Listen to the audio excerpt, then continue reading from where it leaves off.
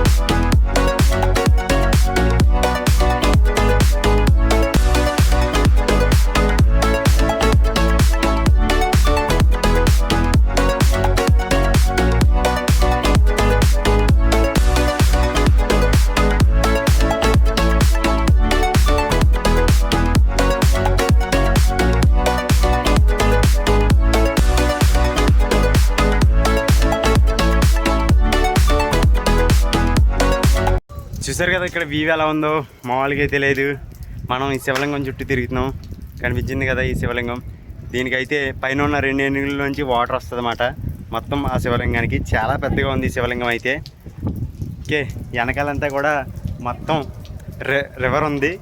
ఈ రివర్లో ఉన్న వాటర్ అంతా కూడా సీలో కలుస్తుంది అన్నమాట. ఇక్కడ నుంచి ఈ లొకేషన్ అంతా చాలా బాగుంది. అసలు మీరైతే మిస్ అవ్వద్దు. యానం ఎప్పుడైనా వస్తే ఫెర్రీ రోడ్ అయితే ఖచ్చితంగా తిరగండి. యానం వస్తే కనుక మీరు ఎవరైనా కూడా ఫెర్రీ రోడ్ అయితే చాలా బాగుంటుంది. ఇదే మాట ఫెర్రీ రోడ్డు. ఇక్కడ నుంచి ఇది జీసస్ క్రైస్ట్ స్టాచ్యూతో మొదలయ్యి శివుడి స్టాచ్యూతో ఎండ్ అవుద్ది ఫెర్రీ రోడ్డు. శివలింగం పక్కనే మనకి పుష్కర్ ఘాట్ ఉంది. ప్రతి 12 సంవత్సరాలకి ఒకసారి పుష్కరాలు వస్తూ ఉంటాయి. అప్పుడు ఈ ఘాట్ని ఉపయోగిస్తూ ఉంటారు. నార్మల్గా ఇక్కడ ఏమైనా ఫెస్టివల్స్ అయినా కూడా ఈ ఘాట్ని ఉపయోగిస్తూ ఉంటారు, ఈ పుష్కర్ ఘాట్ని. ఓకే గాయస్, మళ్ళీ నెక్స్ట్ వ్లాగ్లో అయితే కలుసుకుందాం. Bye guys.